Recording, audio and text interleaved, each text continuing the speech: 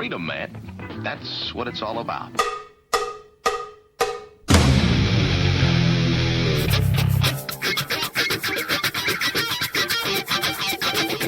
You've got to groove on freedom, like the good book says.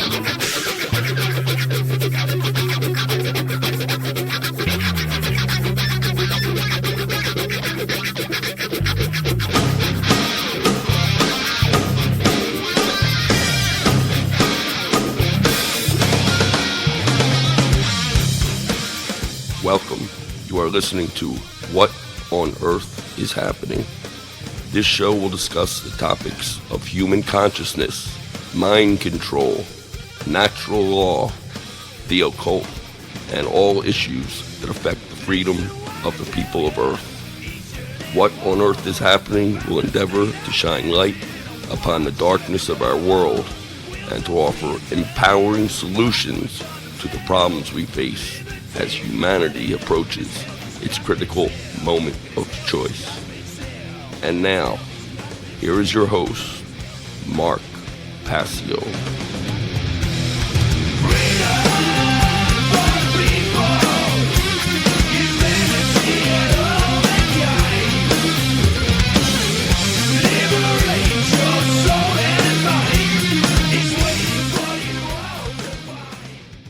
Welcome one and all. You're listening to What on Earth is Happening here on the Republic Broadcasting Network. I'm your host, Mark Passio. My website, whatonearthishappening.com.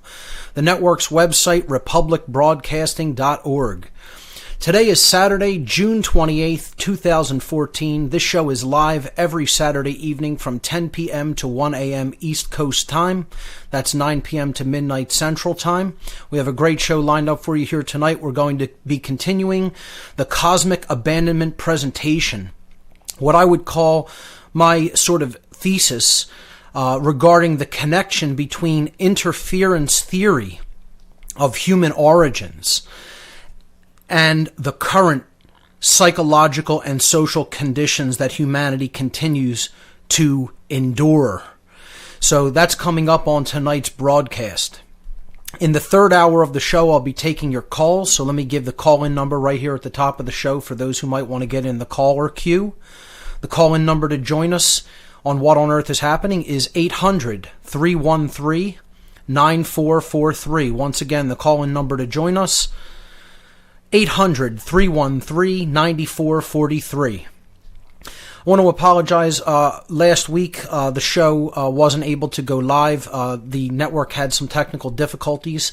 I was standing by with a partial show if they had it resolved early, but they ended up fixing things at about a little bit before 1 a.m. East Coast time, so there wasn't really any point to going on the air just for the last few minutes. So, it happens every once in a while. Not a big deal. I just wanted people to know there was nothing wrong with me. It was just some technical glitches that needed to be worked out, and they have, obviously. So we're here live tonight. So, I do have one big event announcement. My next all-day seminar will be coming up in Manchester, Connecticut on October 4th, Saturday, October 4th, 2014.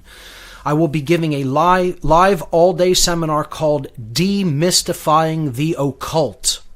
This will be taking place Saturday, October 4th, 2014, from 9 a.m. to 8 p.m., an all-day seminar. The doors will open at 9.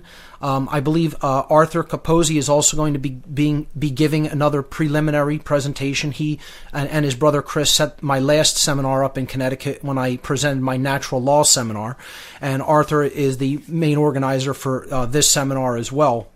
And he will be giving a preliminary presentation shortly after 9 a.m. after the doors open. Then I'll do a morning session. We'll have a lunch break. I'll do an afternoon session, and then we'll have a extended question and answer session as well. So it's going to be a information-packed day. This will be taking place at the Manchester History Center. It's the home of the Manchester Historical Society. That's at 175 Pine Street in Manchester, Connecticut. Here's a brief description of the seminar. Mark Passio, the no-nonsense teacher of streetwise spirituality, will take his guests on a journey of exploration, examining the world of the occult and its symbols. What exactly is the occult? Why should you know about it? What kind of knowledge comprises the occult? Who possesses such knowledge and how do they use it? How is occultism different from mysticism, or what many people have called mystical practices? How can the secret language of symbolism communicate? What can the secret language of symbolism communicate? And how is symbolism being used in our everyday lives? These are the topics I'm going to explore, and again, probably in the second session of the seminar, I'm going to use the tarot as sort of a case study in occult symbolism, and we'll be exploring the major arcana of the tarot. Advanced tickets for this all-day seminar, a $25 donation. You'll be able to get a hold of Art Capozzi. I will have his contact information in this week. I actually have the flyer completed. It's a first draft of the flyer. I have not been able to get it to Art yet for approval. So when he approves it, I'll be running it on the website and, of course, here on the radio show. So the at-the-door tickets, only a $30 donation for tickets in person at the door. So, Demystifying the Occult all-day seminar, Saturday, October 4th, 2014. Hope a lot of people can make it. If you're in or going to be in the Connecticut area, or really anywhere on the northeast coast of the United States, try to make it out to this seminar. It will be very informative, and you'll meet a lot of like-minded individuals. So that's my main event announcement. I want to let people know there is a support donation button on the whatonearthishappening.com website.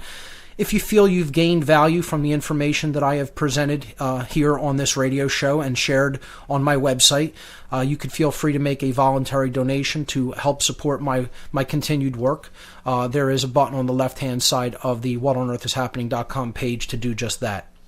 So, I want to direct everyone's attention to the radio show page of the whatonearthishappening.com site. As always, when I do a live show, if there are images associated with the show, they are posted there in numerical link format, like a slideshow presentation, underneath the live player for the broadcast. So you could follow along with the topics and ideas that I present here on the show with slides. So this is an extended version of the Cosmic Abandonment presentation, which I gave originally back in December of 2013. And I'm giving it in an extended format here on the show. And I already did a couple of weeks in relation to this presentation. And we ended up on slide number 34 is where we left off. We were essentially talking about all of the ancient traditions and the ancient cultures that talked about non-human entities' involvement with the human species. And they described them in many, many different ways. They had many different ways to describe in their own language what they were witnessing. And again, these people were witnessing technologies that they didn't understand. They were witnessing beings that they didn't understand and could not relate to, that were so far in advance of intellect to them that they, looked at them as supernatural entities.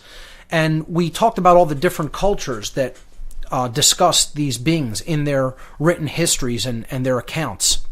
From the Sumerians, the Akkadians, the Babylonians, the people of the ancient Middle East, biblical lands, the people of the Indus Valley traditions. These stories were in the Vedas. They were in the other ancient Indus Valley tradition books like the Srimad Bhagavatam and the Mahabharata, the Ramayanas. They were talked about by the African tribes such as the Zulu and the Dogon people. The Norse poetry, like the Eddas, talked about them, even into the Mesoamerican regions and into South America. You have the Mayan Popol Vuh, you have the people of the Inca tradition. And they all talked about gods that had come from the sky, gods that had come from outer space. In many of these different languages, you had different words to describe sky from the deep sky, when they were saying gods from the sky, in all of their languages, they always meant the deep sky, which really translates in modern language as outer space, from beyond Earth orbit. That's where they had, in all of these accounts, talked about that these beings came from. And they called them many different things. They referred to them as supernatural entities because they thought that they were literally gods. And whenever I talk about the word gods here, please realize it's lowercase, okay? We're not talking about the God of creation here. We're talking about beings that are referred to as gods, but gods with a small g, most certainly. So, they also referred to these beings as giants because of their large stature in size compared to a normal human being. They called them watchers in many different accounts. These beings who literally watched over humanity and were, in many ways, keepers of human beings, because really that's what they were. If we're to be honest about it, they were our keepers. They were our creators and our enslavers, as we're going to get to in this story that I call the story of the ancient human past.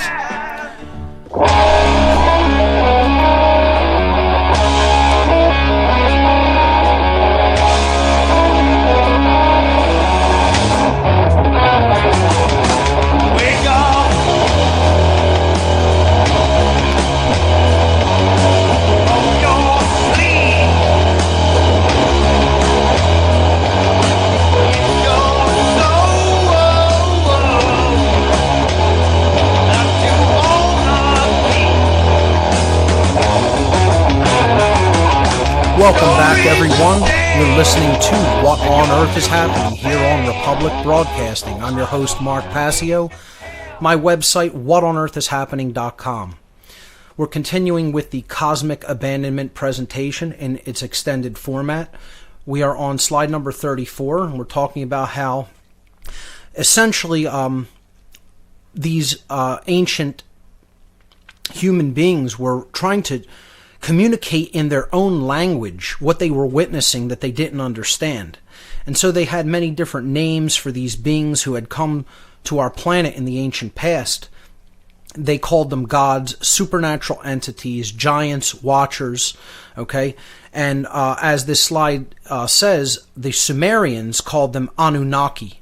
And that word in their language literally means those who came to the earth from the heavens, but not heavens as in just the sky, as in deep space, from literally off-world.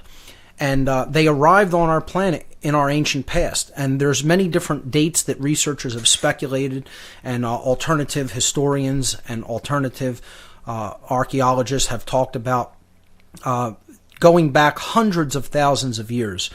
Probably the most agreed upon time frame is somewhere between 400,000 years ago to about 250,000 years ago. I would probably favor the latter. I would probably favor the former date there, about 400,000 years ago.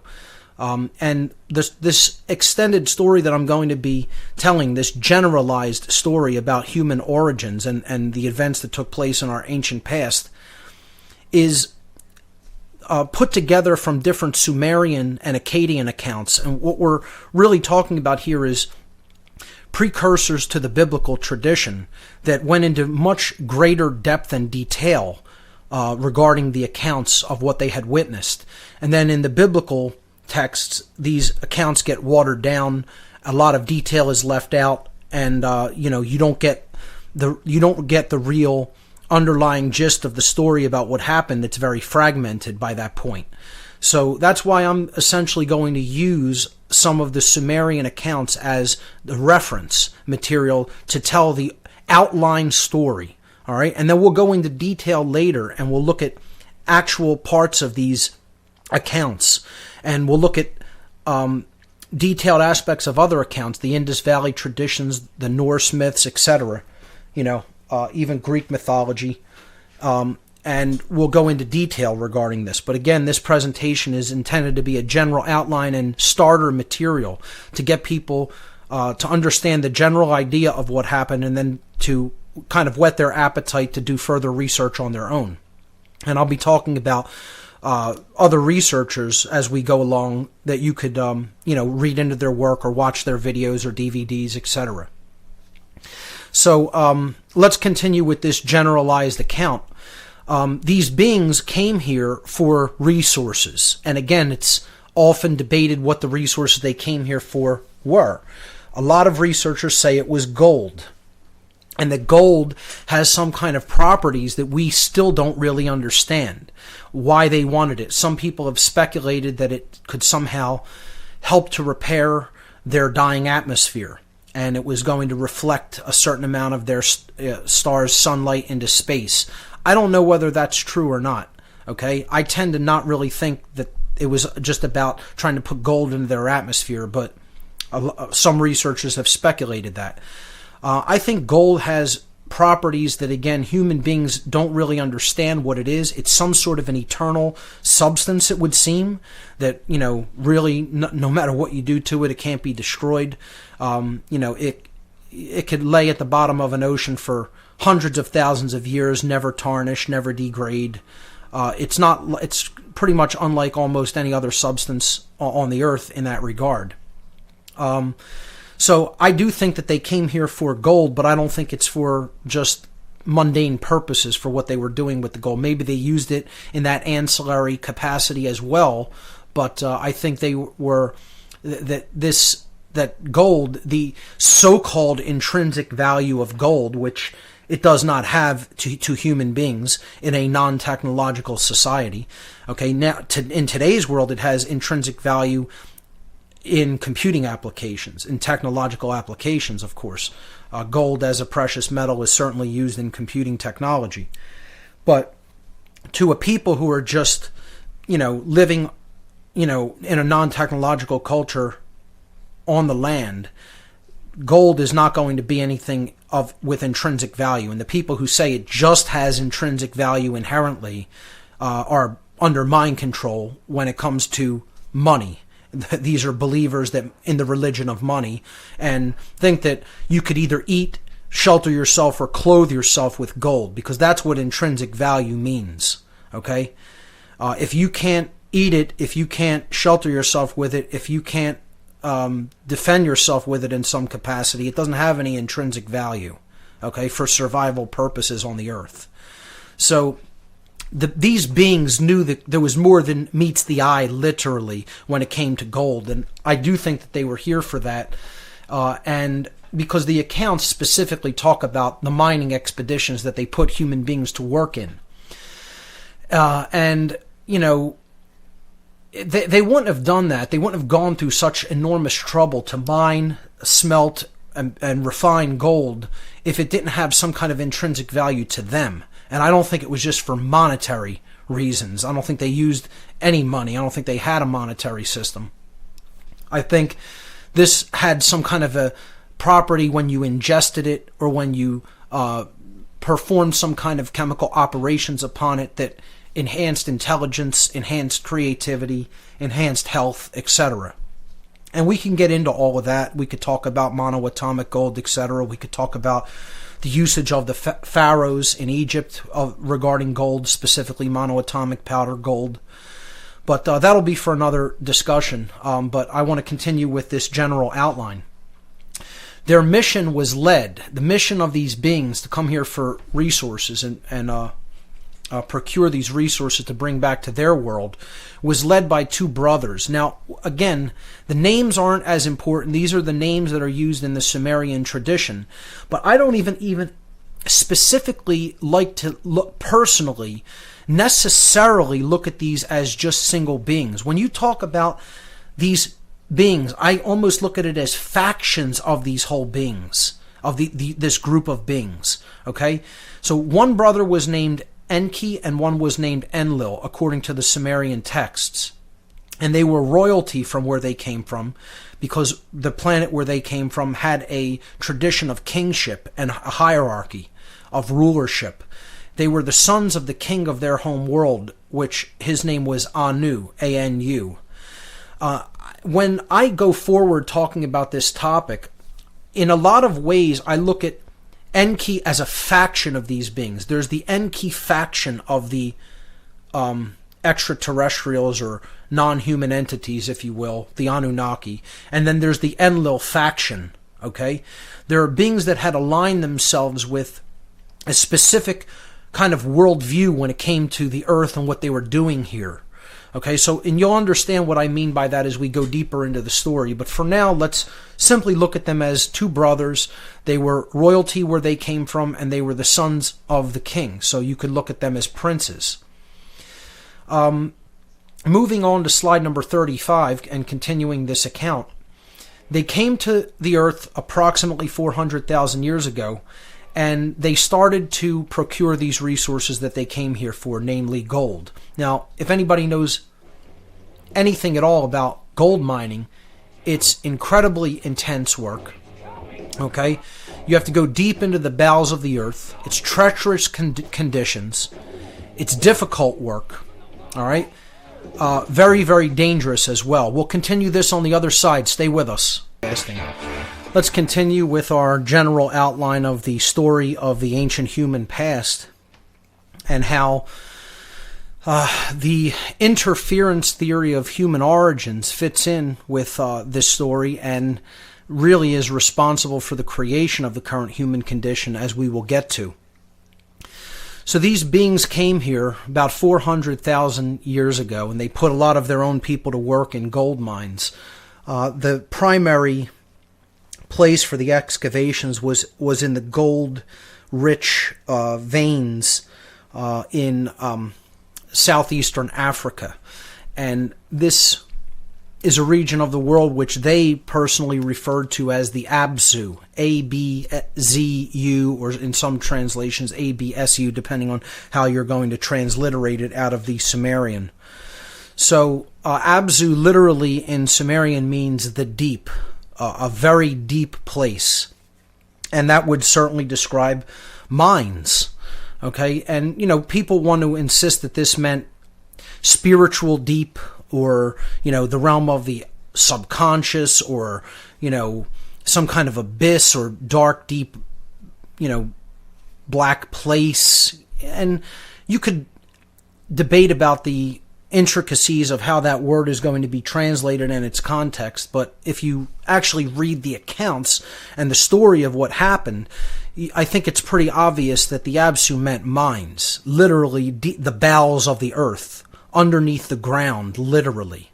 Okay? So that's the way that I'm going to translate it and talk about it as we move forward. And again, we can get into specifics on this later. But after realizing that, after coming here on this mission, that they did not have enough manual laborers to do this work. All right?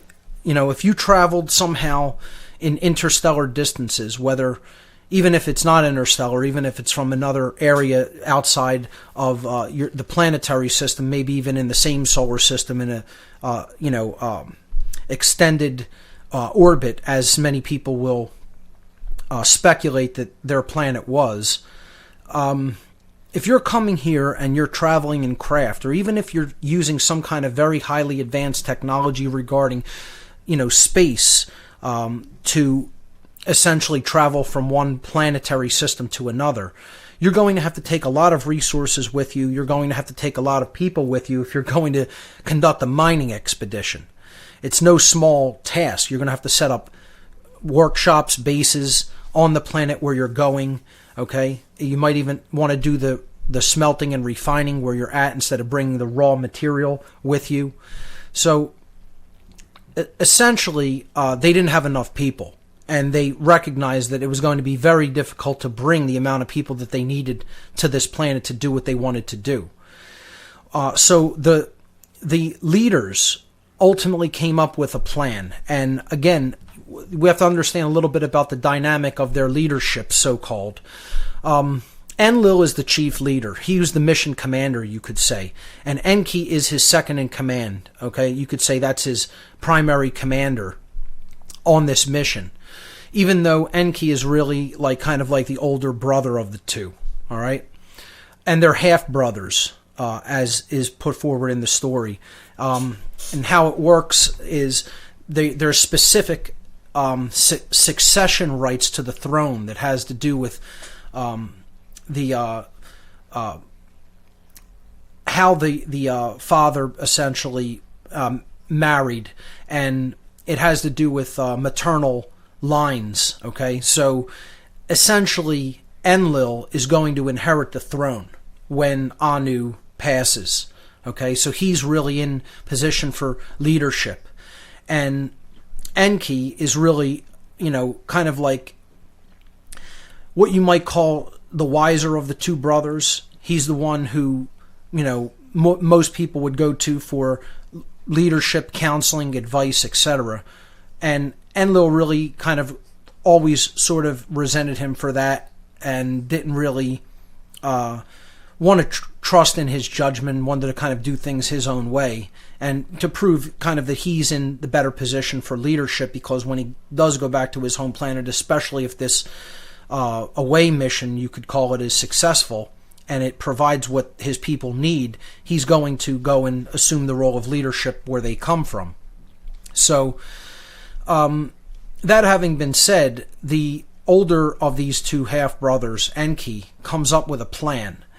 He's essentially advocating that they don't have enough people, but there are enough native species on this planet that are still developing, yet they show a lot of promise when it comes to being able to manipulate things, as far as, with their hands. They could walk upright on two legs, so they're a bipedal species, and we would refer to these beings as hominoids, okay?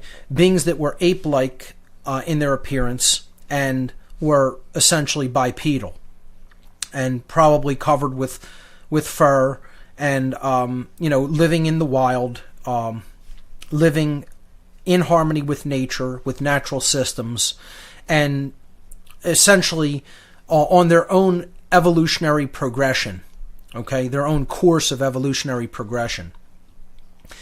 And Enki recognizes this, and he says, well, these beings that are here have the ability to manipulate objects. They, have hands, okay?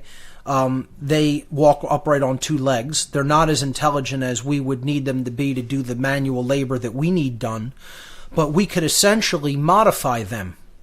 We are master geneticists. We've come to the level of technological development that we understand how to do gene splicing and recombinations. And we can make chimera species. We could splice DNA from one being into another and, come up with different characteristics of our choosing. And, you might say that these beings were at a level more advanced than the technology that we're even at today, certainly. Okay? So his plan was, we're going to make a hybrid species. All right, we're going to genetically modify this existing hominid species that is indigenous to this planet where they had come, which is Earth. And we're going to use the modified species that we create to do the work that we need done. We're going to put them to work in the mines as kind of like chattel, okay? Like we would use cattle or mules or horses, here as humans do today to do different types of laborious tasks for them. Okay, a beast of burden, you might call it, right? They are going to make a hybrid species and use them as a beast of burden. Okay, so first of all, just even looking at this on its face, it's immoral, obviously. I mean, for anybody who, just looks at this from a perspective of they don't care about the natural evolutionary development of these species. They don't care about their freedom. They don't care about what course nature has intended for them. No, we're just going to do what we want and, modify them to suit our purposes. So right off the bat, it's immoral. And, you hear a lot of apologists for this Enki faction of beings, or this being Enki, because of how he viewed his creation. And right off the bat, I just want to say I don't see any good or side to these beings at all. Okay? Everything they did was immoral on its face. Okay? There is no good guy when it comes to this. What, just because Enki later looked at the humans that he had made, the pathetic creatures that he had created, that were a slave species to his people, and looked at them with pity and thought that they were so horrible that maybe he could start to teach them and bring them up out of their total ignorance and barbarity, that somehow that makes him the good guy for taking pity on us like that, when he was the one responsible for putting us into that condition to begin with? That doesn't make him good.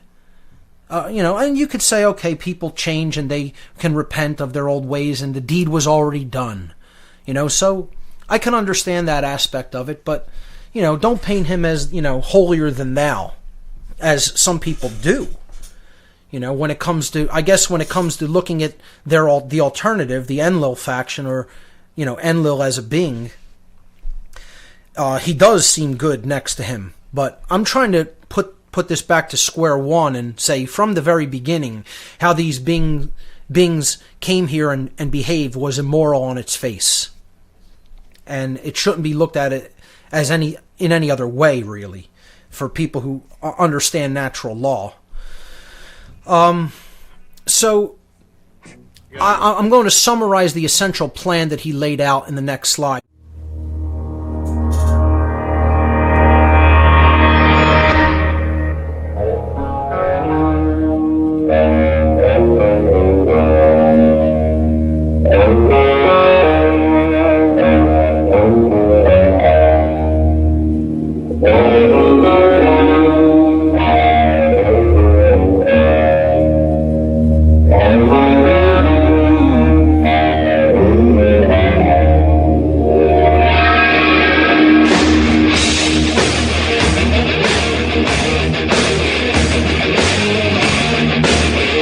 Welcome back, everyone. You're listening to What on Earth is Happening. I'm your host, Mark Passio.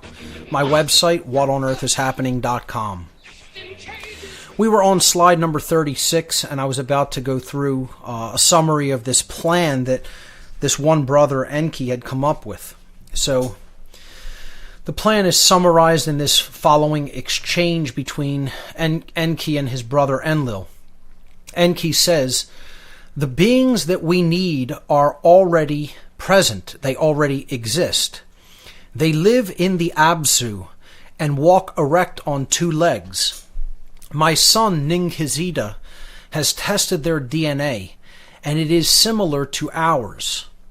We can combine our DNA with theirs to create primitive workers who are intelligent enough to understand our commands and handle our tools. They will do the mining for us, and relief will come to our people." So again, you hear in his tone total unconcern for what he's about to do. It's just not even a second thought. This is what we need. This will bring relief to our people. What's the difference? What will happen, in the aftermath if we create these beings? Okay? It's playing God. Plain and simple. And his brother replies, Enlil replies, "Slavery was abolished long ago on our planet. Tools are our slaves, not other beings.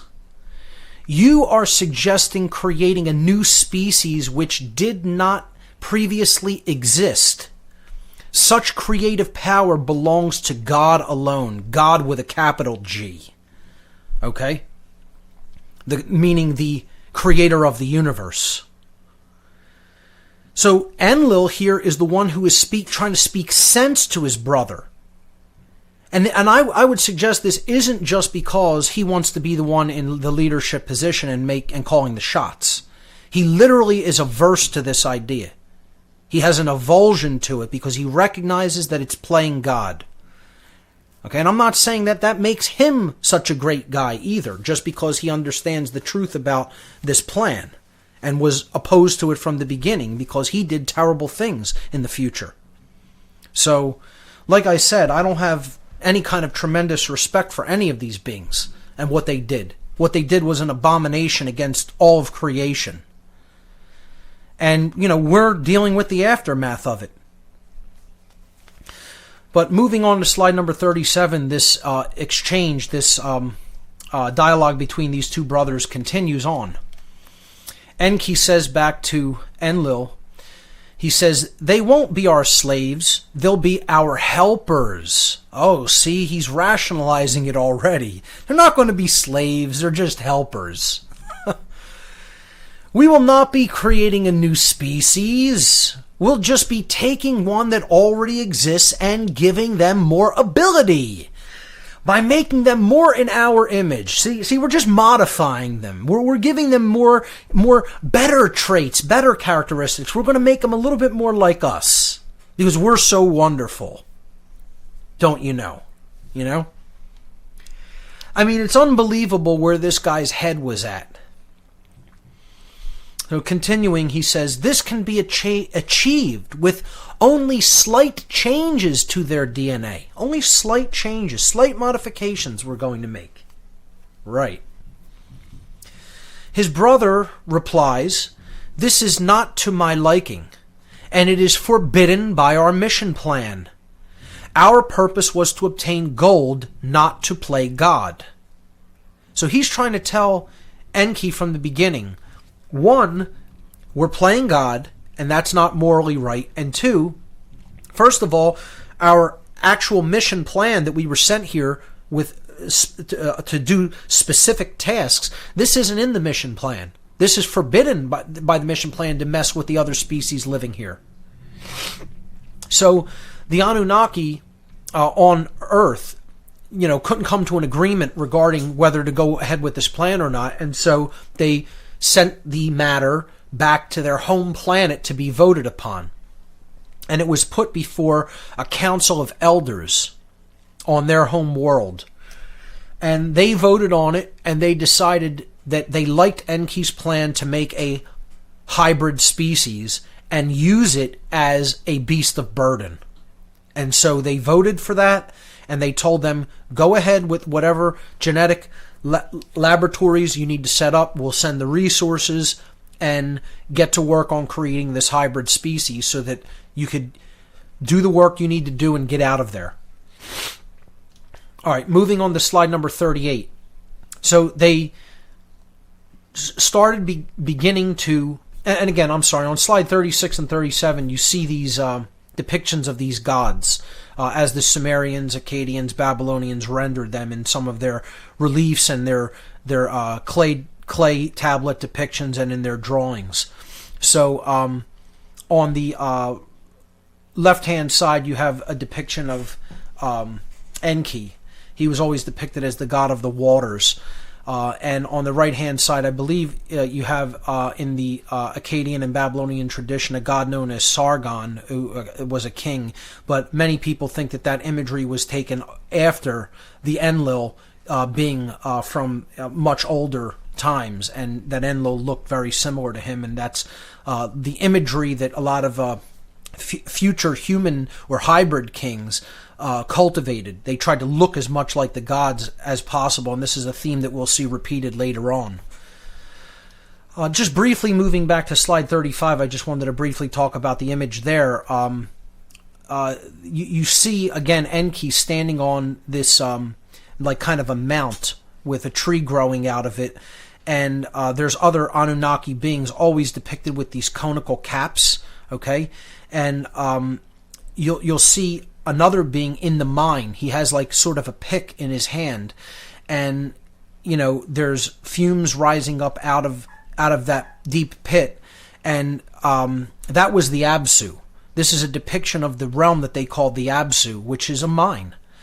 And Enki was always depicted as god of the waters, okay? Whenever you see a flowing water trail with fish around it, that's Enki, okay? He was considered the lord of the earth and the waters. And this is very important going forward because the control system is based on water. It's based on admiralty law. It's based on the law of the seas. Okay, these gods are venerated as coming from the sea. And we'll talk about why that may be, because I think that they may still have bases on this planet that are under the sea. That's why they're not anywhere where human beings are at. if there are any of them remaining here. Again, I talk about in this presentation, to a great extent, the vast majority of them are gone. And, the evidence that they're gone is that you don't see them around. We don't see them present in our society. They're obviously very hidden, if any of them are still here. And I believe the ones that are really still covertly controlling things from behind the scenes have bases deep, deep, deep in the earth and deep underneath the sea. And we'll get to that, and we'll speculate about that later. And again, like I said, this whole section of this broadcast and the last couple of radio shows that I've done, the future many shows that I will do, are going to contain speculation. Like I said, I've joked that we should call the show, for the time being, What on Earth may very well have happened on Earth. Okay? So speculation is going to be part of what we do to maintain an open mind and to look at the possibilities here. All right? So, but this relief clearly shows what they talked about as the Absu on slide 35 here. And, you see these beings basically conducting some sort of a ceremony near one of the openings to these mines. So, moving forward again now, where we're on slide 38, they began going to work to try to create these genetic hybrids, these a chimera species, if you will, a crossbreed between themselves and the indigenous hominid creatures that were already living here on the earth, and certainly living in on the continent of Africa and in the ancient Middle Eastern region, probably living all over the planet. But again, certainly there were concentrations of them in southern Africa. So whenever you see clay vessels, when they depict clay vessels, and there's pottery, okay, and there's waters being poured, and there's kilns being fired, etc. They're not making pottery in these depictions. These are the Sumerians' representations of their genetic laboratories. And we'll get back to that on the other side of the break. We don't need no thought control. No dark sarcasm in the classroom.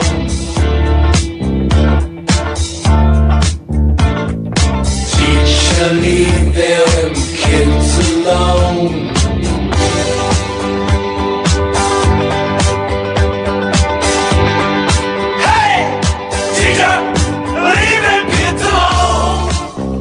Welcome back, everyone. You're listening to What on Earth is Happening. We're into the second hour of tonight's broadcast.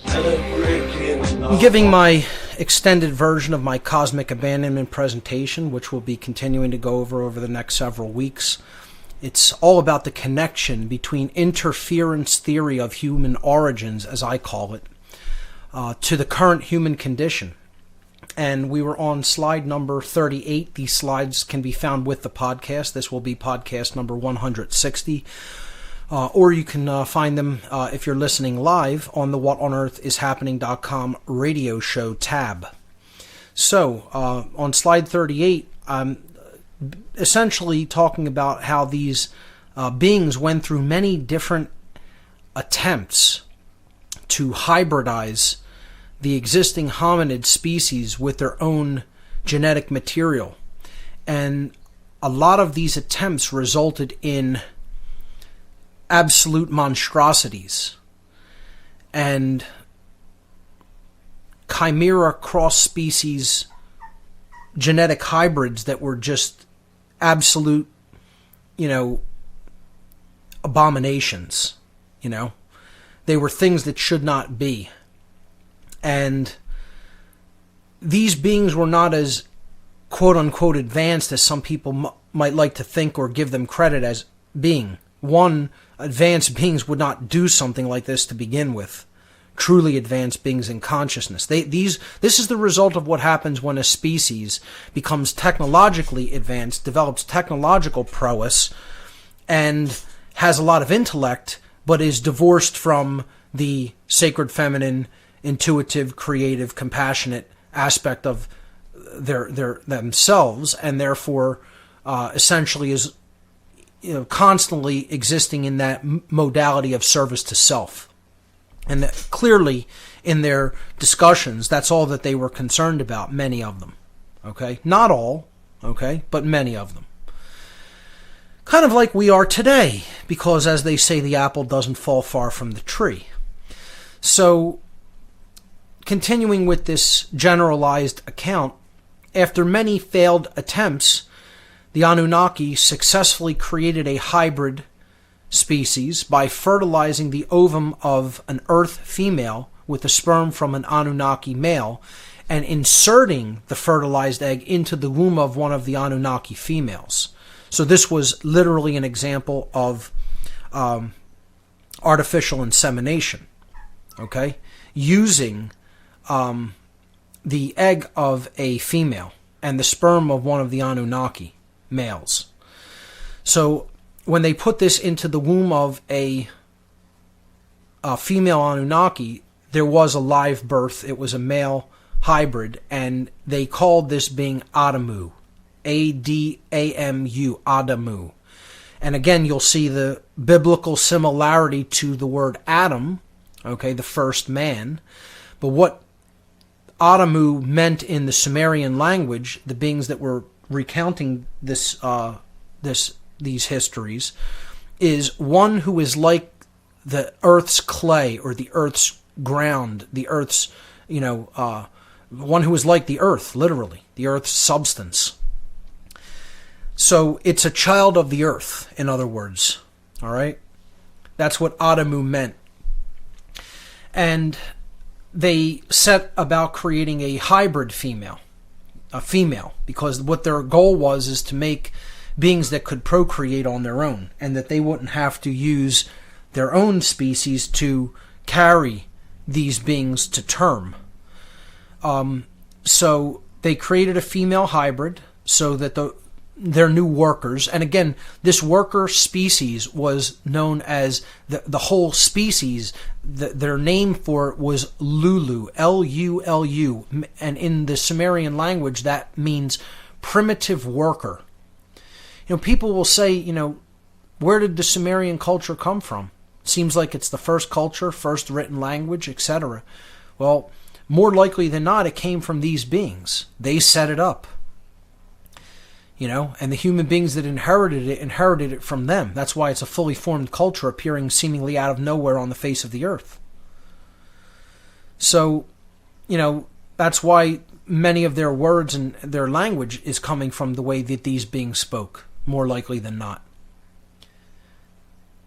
So they called this female hybrid, the female version of their hybrid species, Tiamat.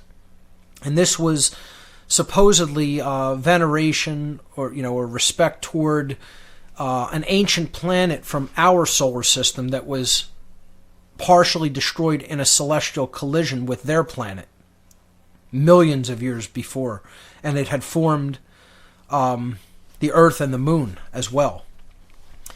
That's as their cosmology goes.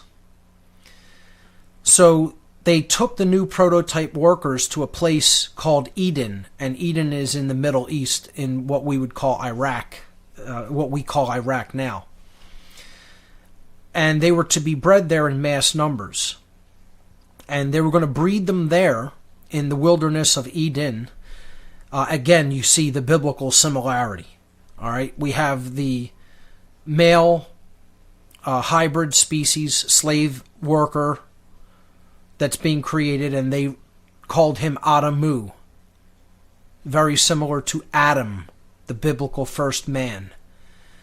And then they put their new prototype genetically crossbred workers in a wilderness known as an untouched wilderness area, okay, free of their bases, free of their technology, that they called Eden, E-D-I-N, very similar to the biblical garden or untouched wilderness area known as Eden, E-D-E-N.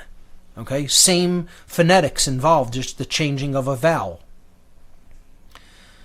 And this is no coincidence, because the stories of from the biblical texts are a recounting with much less detail, okay, with a whole lot of details stripped and taken out of these Sumerian accounts.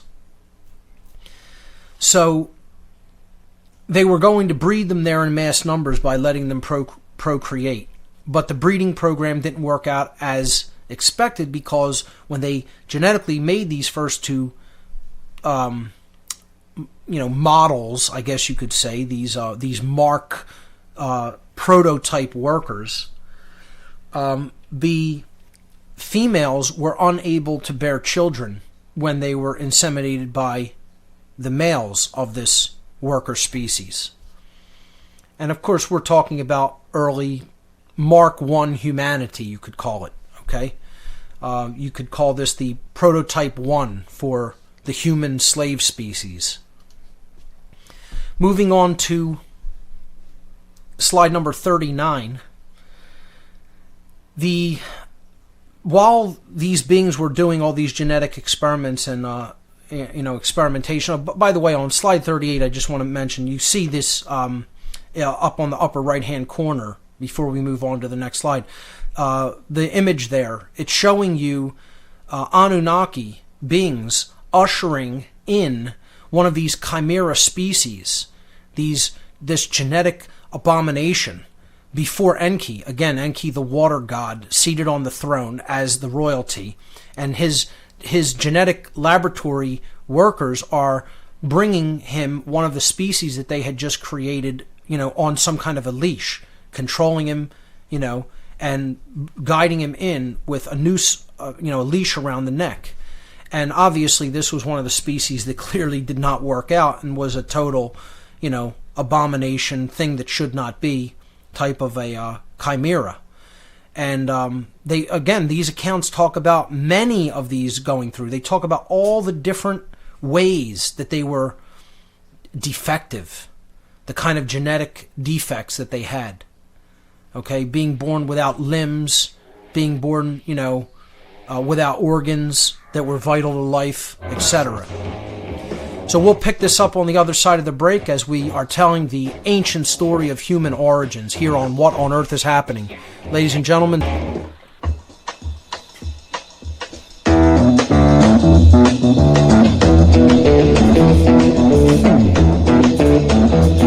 you know the day destroys the night, night divides the day. Try to run, try to hide, break on through to the other side, break on through to the other side, break on through to the other side, yeah. Welcome back, everyone. Let's continue with slide number 39 in the Cosmic Abandonment Extended Presentation.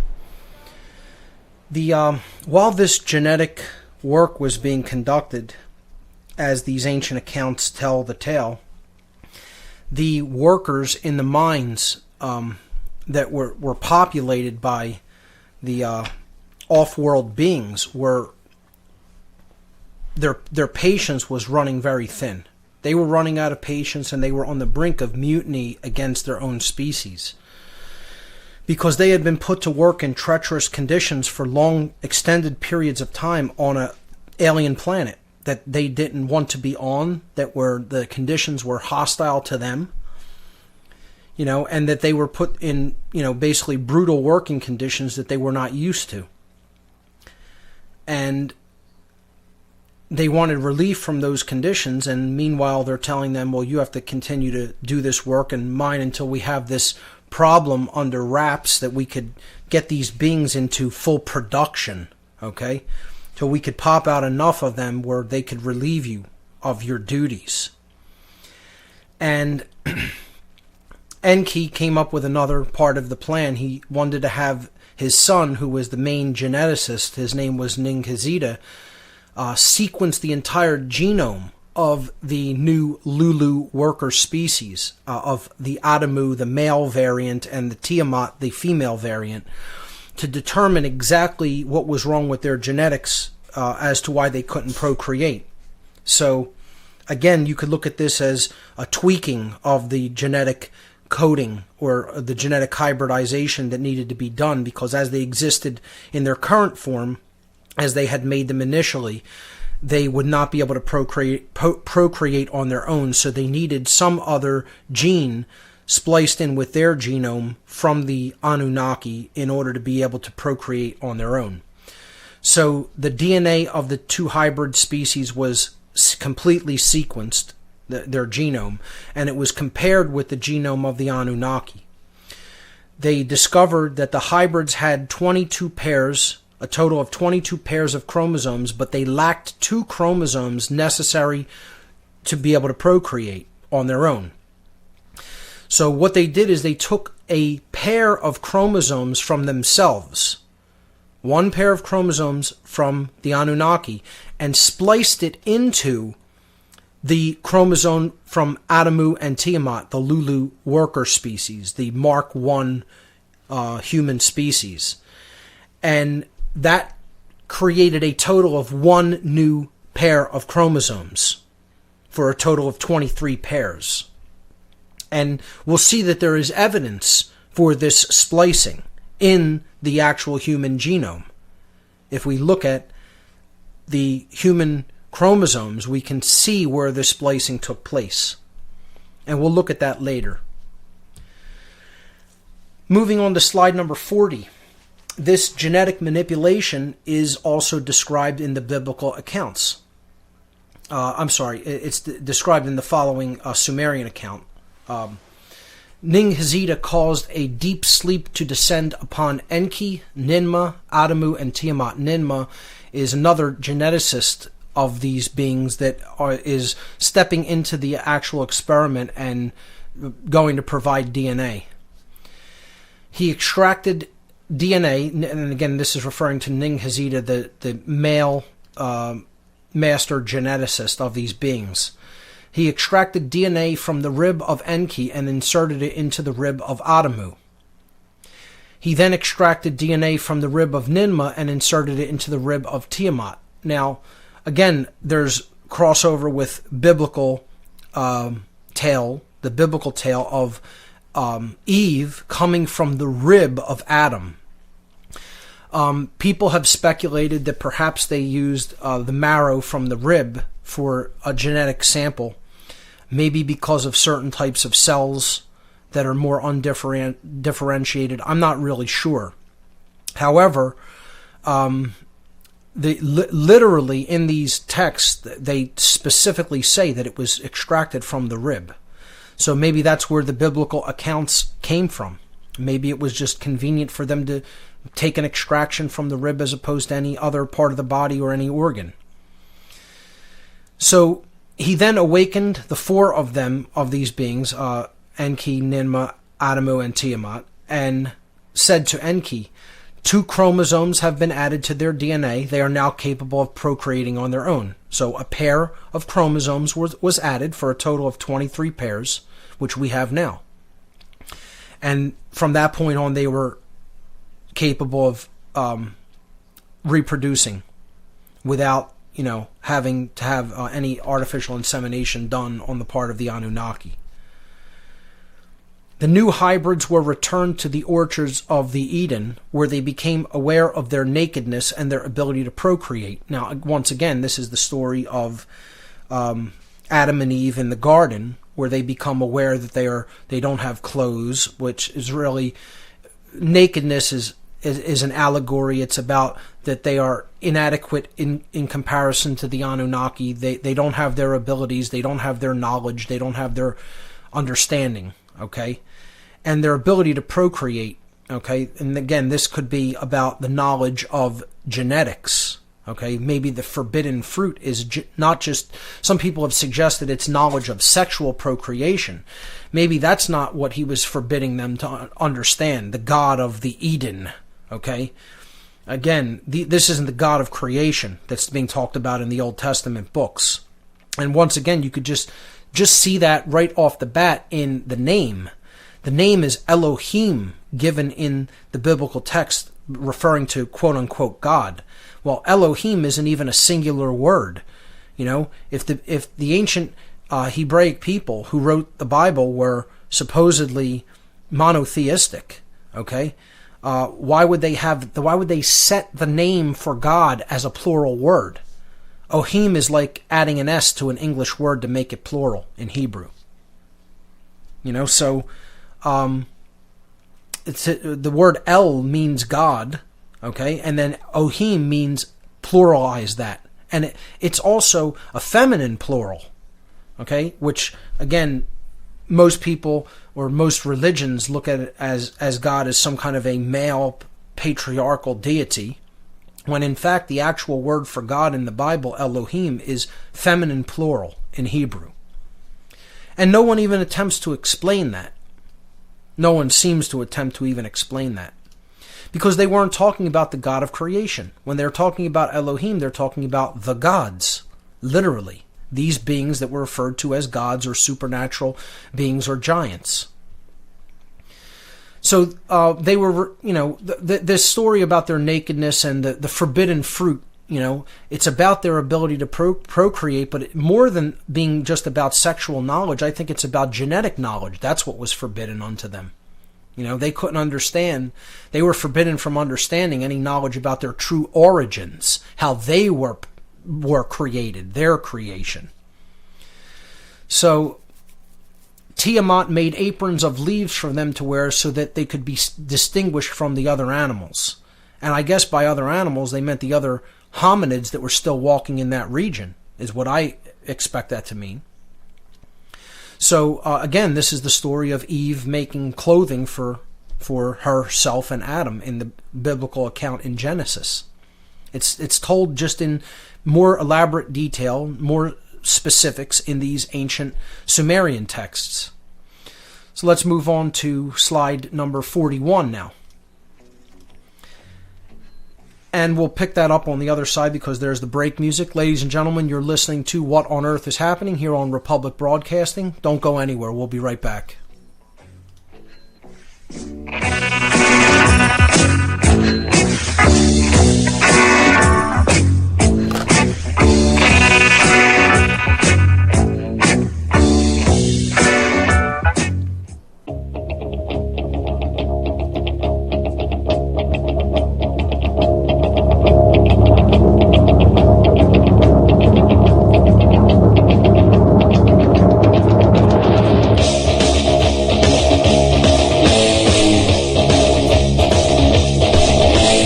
Welcome back, everyone.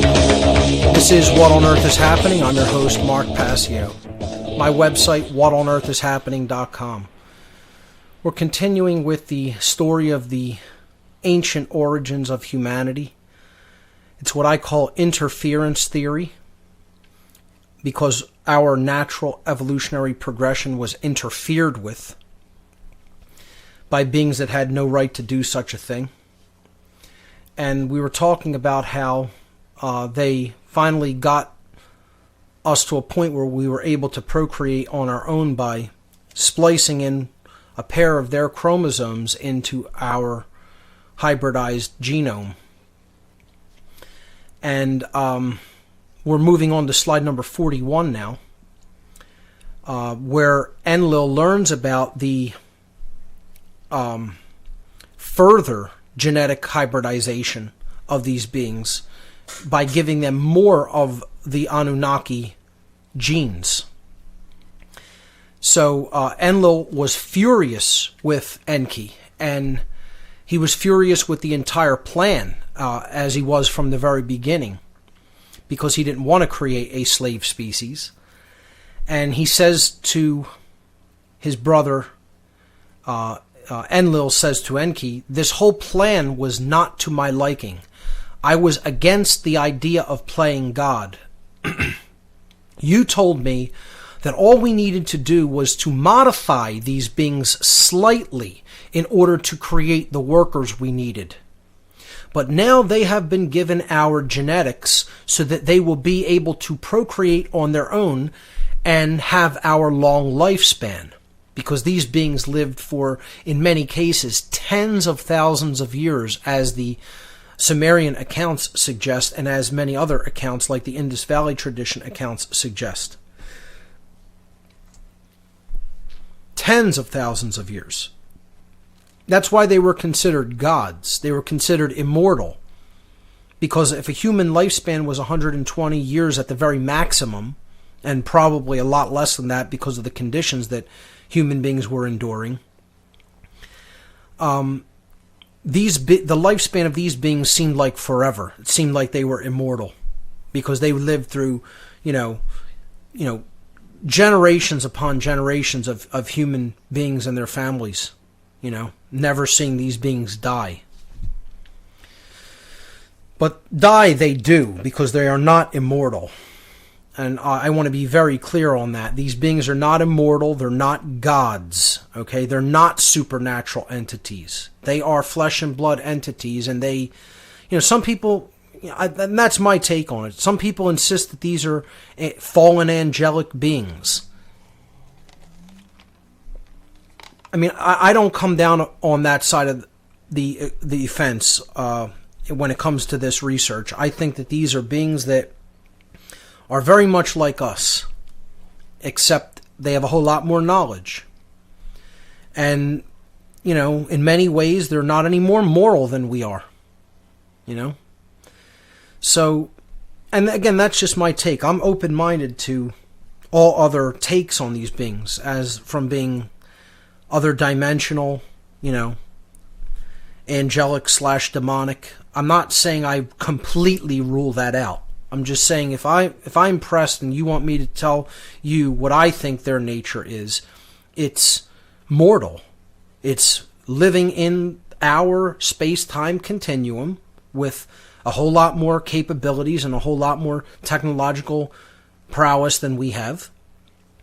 Understanding a lot more about how the laws of nature function, and clearly not really understanding too much about natural law, or at least understanding enough about it that they don't do things like this to their own kind anymore, but they're still willing to do it to beings that they consider lesser, quote unquote, than they are.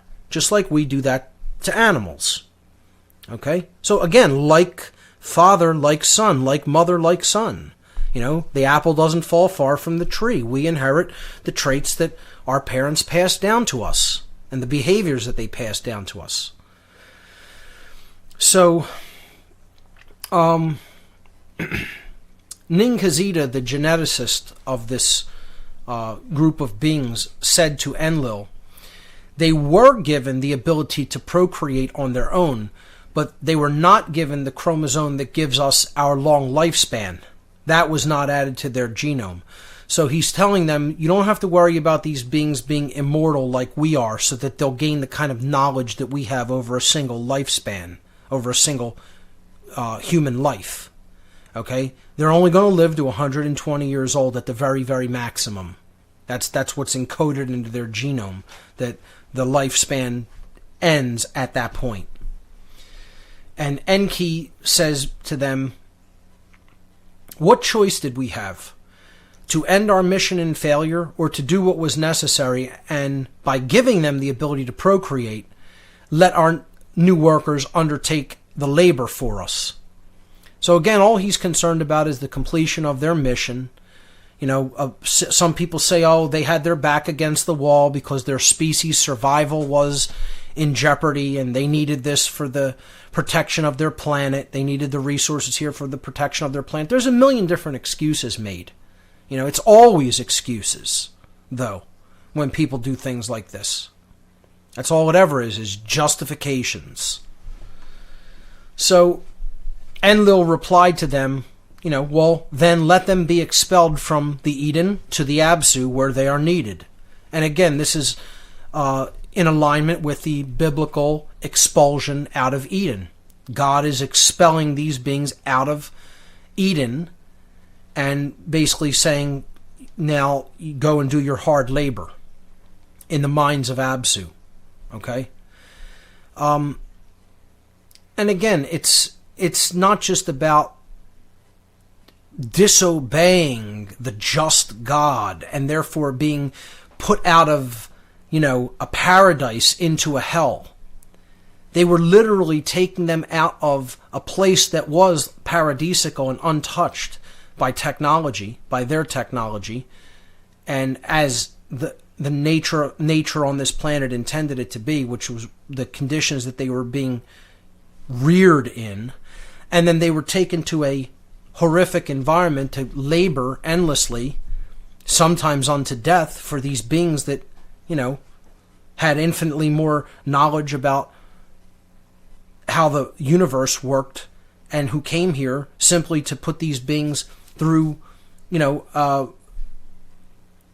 long periods of work as beasts of burden, literally. So there's two sides to this biblical expulsion from Eden. You could look at it allegorically, you could look at it literally. And I think, there is a literal side to this. And then the allegorical tale of, if you don't live according to natural law, the laws of the actual creator, you will be expelled into a hell world of your own making. But I don't think that's what we're really talking about here. It's a way of interpreting it.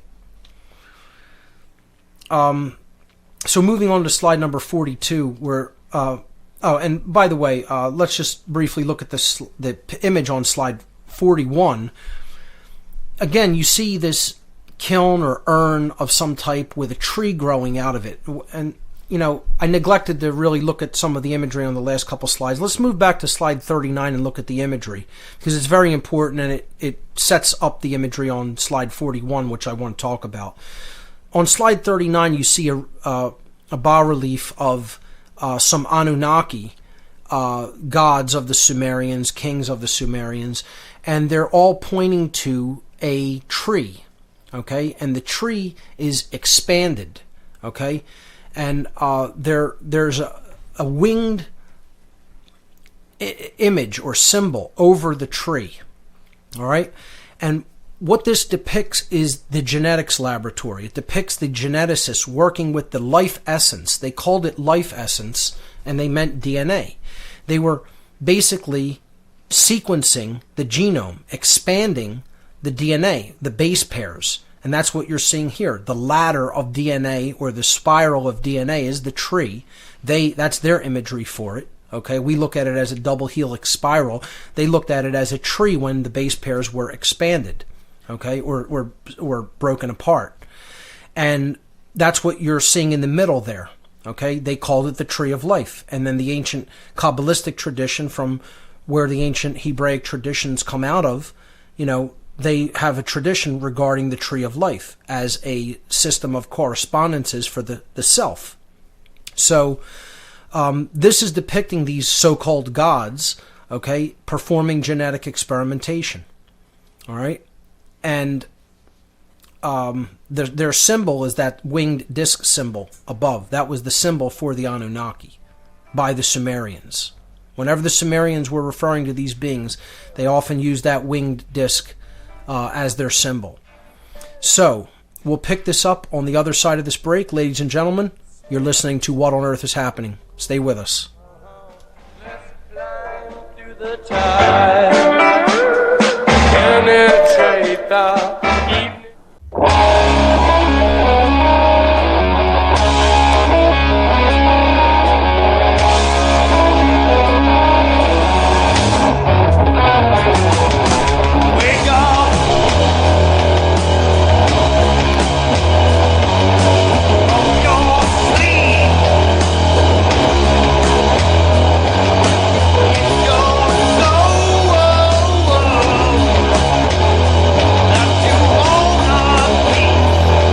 Welcome back, everyone. This is What on Earth is Happening. I'm your host, Mark Passio. We're continuing with the ancient, fragmented account of human origins as connected with the visitation and interference of beings from elsewhere. A difficult pill for many people to swallow when it comes to the research about what led to the current human condition, but absolutely vital and necessary to understand. And we're going through this generalized account, and I think what I'm going to do for tonight's show, I know I said I was going to take calls in the third hour, I think I'm going to just keep going with this story and hopefully try to get through it and forego calls for at least this one show, and we could pick up calls on next week's show. I hope people aren't too disappointed about that, but I think that this material is important enough that I want to try to continue to present as much of it as possible, at least for this week. Okay, so let's continue with slide number 44 we were on to. I'm sorry, slide number 42. So after the expulsion from Eden, actually I was preparing to go back to 41 before the break. So 41 shows again this tree, the image on 41. You see Enki seated there on his throne overseeing the operation, and one of his geneticists again is putting waters into this fount in which the tree is planted. And this represents the vessels that they use to do genetic experimentation, what we might call test tubes today. So the thing he's pouring in there is genetic material. The tree represents DNA. It's the tree of life, hence the codes that make up all of life, and code for different behaviors and characteristics and traits. So now that I've briefly outlined some of the symbolism, you'll see it all over when you look at these beings, when you look at the traditions that talked about these beings and tried to preserve accountings of the histories that they had seen and undergone in these ancient cultures. The tree of life as a genetic symbol is constantly recurrent. So let's move on to slide number 42. This new hybridized species of workers that they had made when they started putting them to work in the mines, in the Absu, proved very difficult to control. They seemed to be too intelligent and wanted to be free. Okay, they didn't like being enslaved. I would suggest most species don't like being enslaved. It seems humanity currently is the exception to that rule. It seems we enjoy our enslavement all too much. But, perhaps covert enslavement is really enjoyed by us. But, overt enslavement we kind of recognize, at least. And this was overt enslavement, as depicted here on this, etching. I believe this is a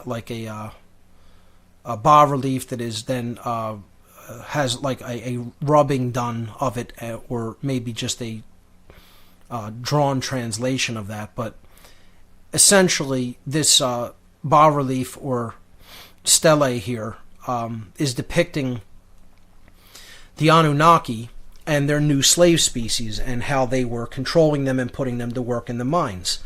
You could see that they're clothed, they're larger than other beings, they have human beings on leashes, they're stepping on a human being who isn't complying, and the other beings, the human beings are naked.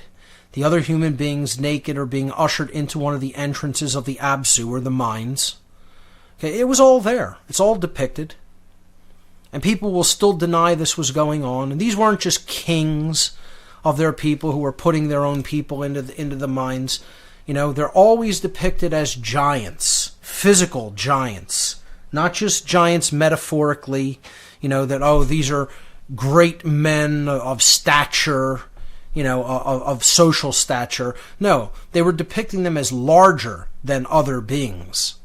And some of these beings, they're said that they are upwards of 30 feet tall, some of the original purebred Anunnaki. Okay? And some of them, you hear accountings of some hybrids of them being, 9, 10, 12 feet tall. But one thing or another happened to result in this condition. And I personally I'll tell you what dynamic I personally fall onto believing in a moment, but let me just explain these two scenarios.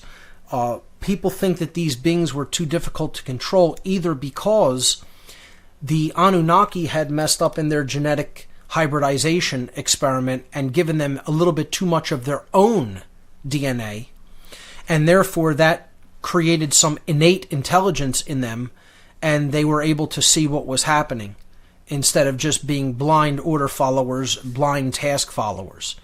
Okay?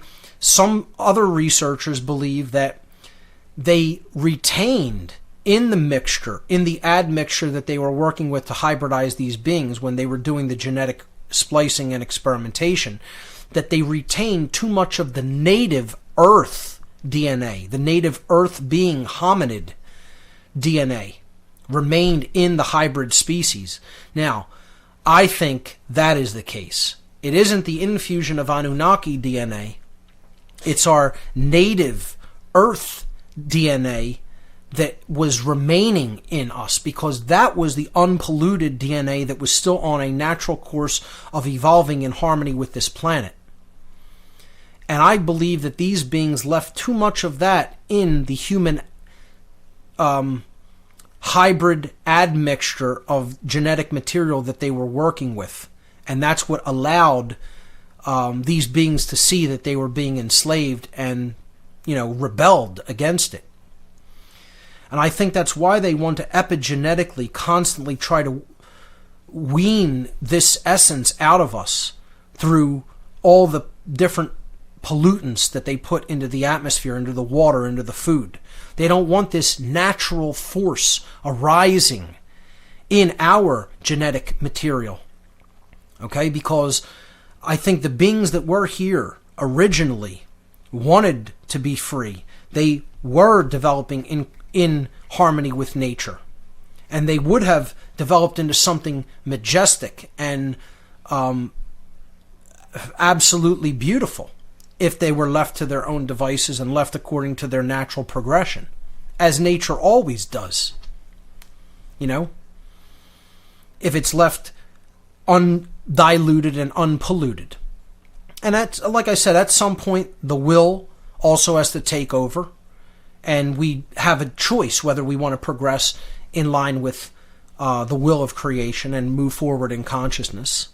That's always a choice. But I think there is an innate quality in the earth hominid beings that was powerful and special. And that's what was, too much of that was left in this admixture when they were creating these beings, according to my belief and my research. Okay?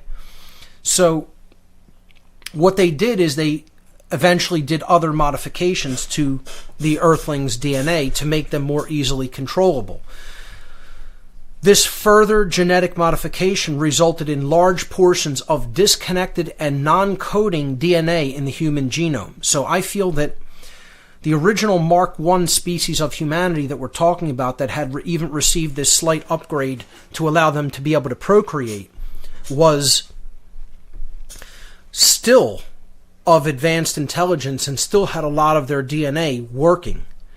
Okay? What we now call junk DNA, what modern science laughingly calls junk DNA, okay? I feel that was still coding in the Mark I variant of humanity, or what the Anunnaki referred to as the Lulu species, Lulu, meaning primitive workers in their language.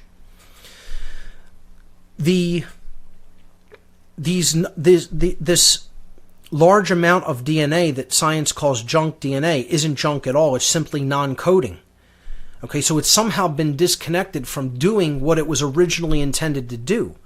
And we have no idea what capabilities that codes for. We have no idea what kind of innate intelligence that codes for.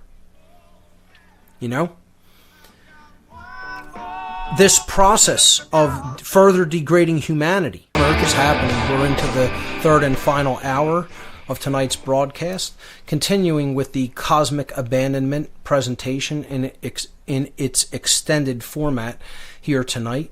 We're on slide number 42, talking about once these other beings recognized that the hybrid race that they created as a so-called primitive worker was too difficult to control, they did another genetic modification upon them to disconnect large portions of their DNA. And this was kind of like almost like a death knell for humanity, because, we were physically fighting back against these beings while they were in our presence and didn't want to go along with their enslavement of us. And when they did this further modification, it disconnected large portions of formerly coding DNA, and it also resulted in thousands and thousands of genetic defects in our genome. The human genome contains at least 4,000 genetic defects that aren't seen in other species on Earth. More than just about any other species on Earth. I think more than any other species on Earth, I believe. And I feel that primary psychopathy is one of these defects. Okay? I think when they did this further dumbing down, you might call it, this disconnecting of genetic material that should code for certain types of innate intelligence, they created not only a lot of the physical defects that humanity experiences in the form of certain genetic illnesses. You could look at the types of cancers that we get, the types of central nervous system diseases, things like Alzheimer's, things like diabetes, autoimmune diseases, Parkinson's disease, Huntington's disease, different types of genetic mental retardation conditions and physical retardation conditions, but even not just taking into account the physical genetic defects that result in physical diseased conditions that humanity undergoes. You could look at the mental health diseases that humanity endures. And the first one that we need to take a look at is primary psychopathy, which we've talked about extensively here on this radio show in past shows. So, again, people don't ever want to discuss where did primary psychopathy come from, because, again, it really only gives you about three choices. Well, either God did it, the creator of the universe gave humanity a small portion of the total amount of human beings on this planet, primary psychopathy, so that they could torment the rest of the species. God likes to make things like this in the beings that he creates, just to endlessly torment them, so that they have to live on a planet with interspecies predators preying upon their own kind.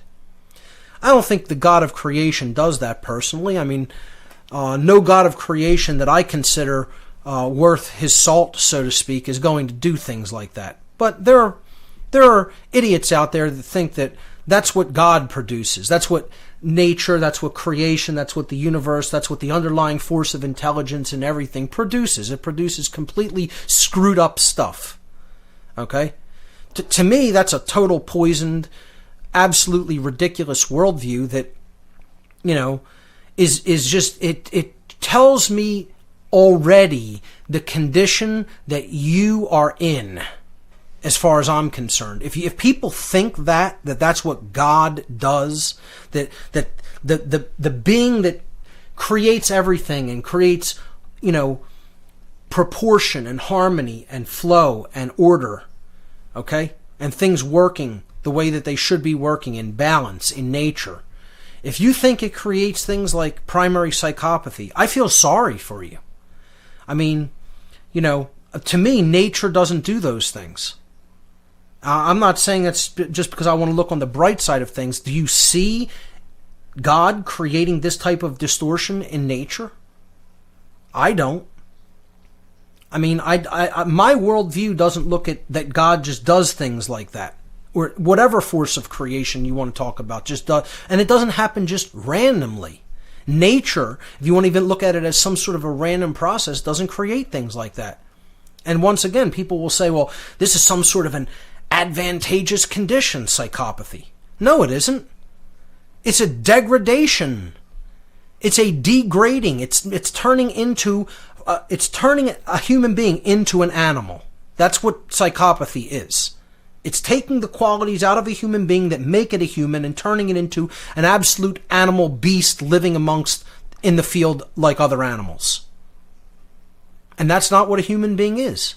That's a degradation of a human being. That's something infinitely less than what a human being actually is. The other options are, well, humanity did this to ourselves somehow. We genetically modified ourselves somehow. Or, if we didn't do it, then some other intelligent being did it.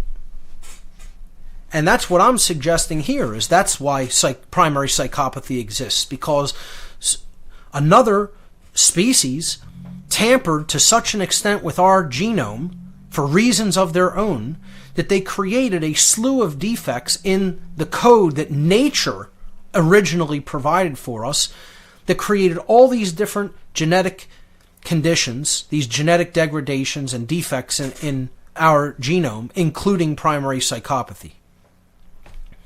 And again, that's part of what we're going to explore throughout this presentation. So let's move on to slide number 43. The biblical accounts describe this further degradation of early human beings. And this is from Genesis chapter 11, quote, "The whole earth was of one language and one speech. And the children of men said, Let us build a city and a tower whose top may reach unto heaven. And the Lord came down to see the city and the tower, which the children of men had built.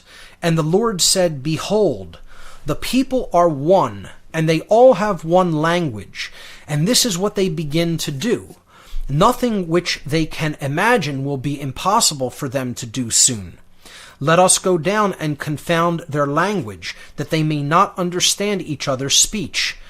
And from that time forward, the Lord scattered them upon the face of the whole earth, and they stopped building the city." Okay, so let's take this one step at a time in breaking this down. The whole earth was of one language and one speech. Well, what does that mean? It means that there were pockets of people throughout the world that knew what was going on. Or maybe even the majority of people knew what was going on. Hey, this slavery was out in the open. It was not covert, it was overt. It wasn't done through mind control. It was done through physical control by these beings and their technology, which they had brought to this planet, which was unlike anything these ancient humans had ever seen. Well, they were a new species. They hadn't seen anything. They had no frame of reference to understand what was happening to them. But they were able to at least see that they weren't free, that they were being controlled by these beings like cattle out in the open. So they were of one speech. They were all on the same page, is what that means. They didn't want this to continue. We'll pick this up on the other side. Stay with us. Rushing forward to take a fight for the world.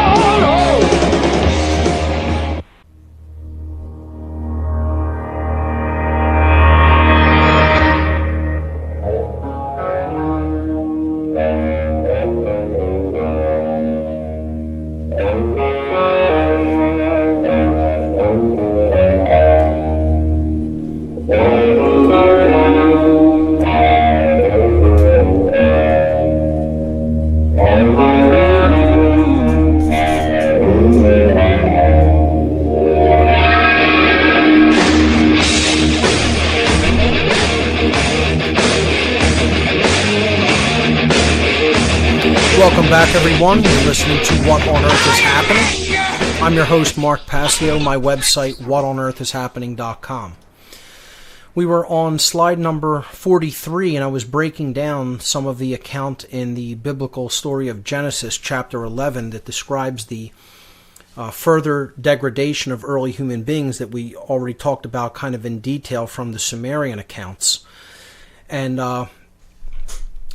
when it says that the whole earth was of one language and speech, it means that the human beings were united on the same page regarding their enslavement and how they were opposed to it. And when they said, "Let us build a city and a towers whose top may reach unto the heavens," that could mean many things. Some researchers suggest that they were actually building technology that was similar to the Anunnaki's technology, and this was some sort of a launching site for, craft that could get into Earth orbit. If they were, we're talking about thousands of years duration here. We're not talking about this happened over a period of weeks.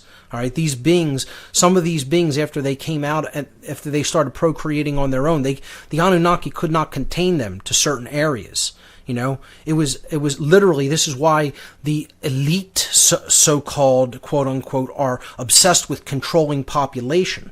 As the population grows, the beings you're trying to control become more and more difficult to control because you're only so many, and if their population grows out of hand, you're going to have to reel that in order to keep them under control.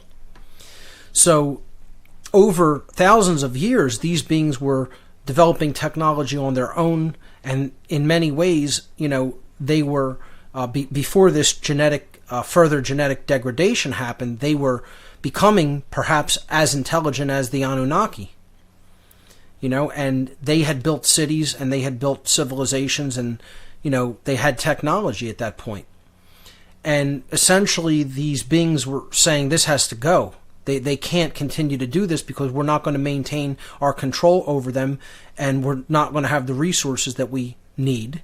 Okay? And they said we have to do something about this. So perhaps they reeled many of them in, wiped a lot of them out, wiped a lot of their cities out, and the beings that they wanted to keep using for their purposes, they did this genetic manipulation to. And that's the story of the Tower of Babel, and how God essentially, said, "Let us go down." Again, so this is never explained by anybody in official capacity in religion. Why would God, who's saying the people are of one, they have one language, and they're building something that is like what we're capable of building, nothing which they can imagine which will be impossible for them to do soon. Okay, they'll be able to do anything. So let us go down and confuse their language. Okay, well, who's us and what is their language? I'm going to confound their language. First of all, if God is saying that, why doesn't he say, "I will go down"?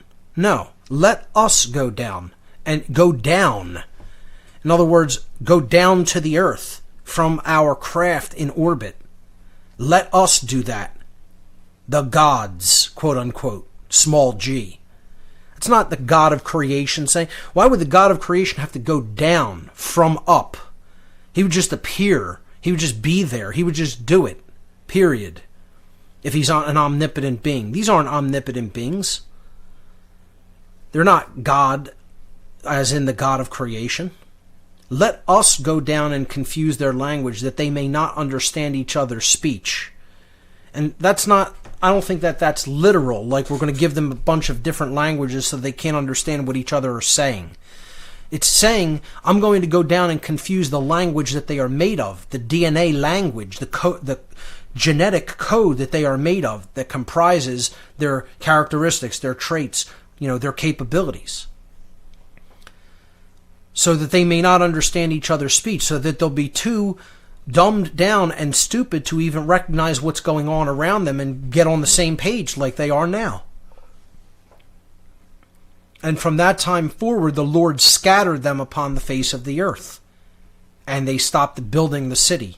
In other words, they stopped evolving. And their slavery was basically put into hardcore effect because of this dumbing down of the genetic, material that ancient humanity underwent.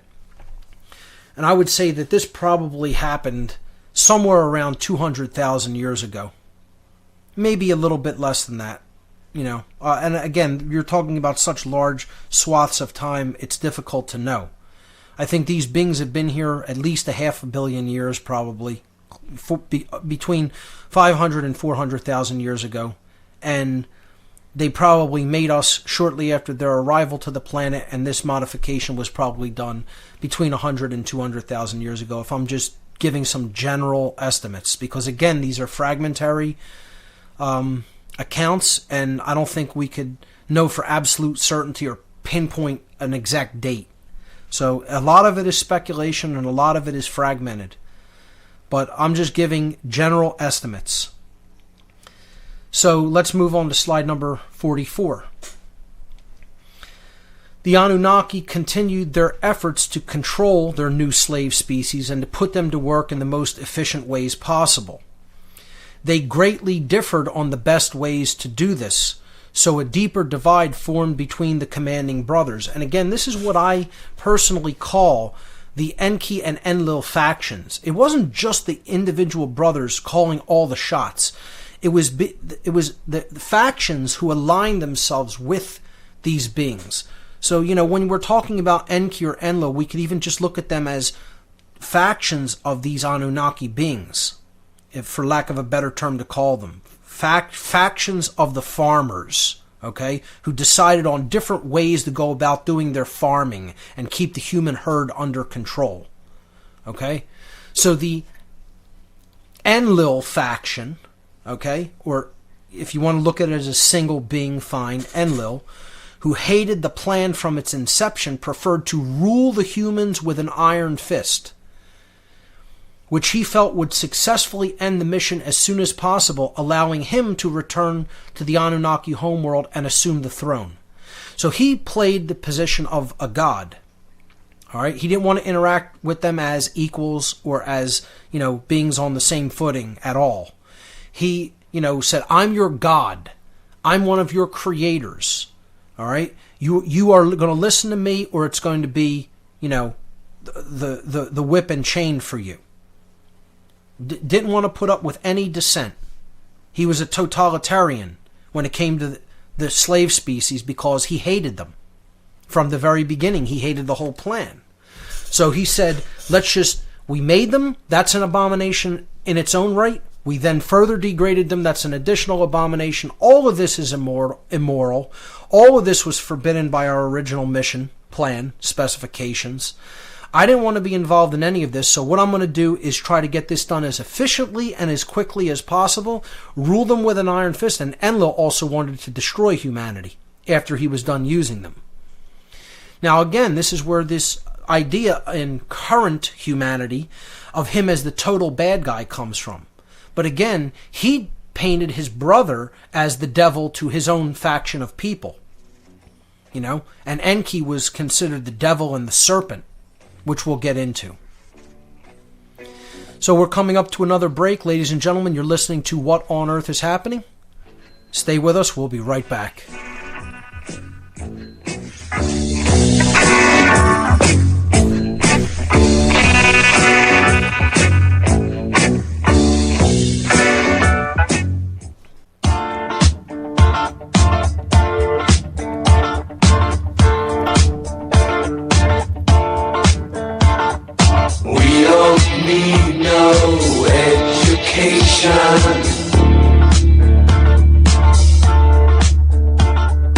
We don't need no thought control. No dark sarcasm in the classroom. Teacher, leave them kids alone.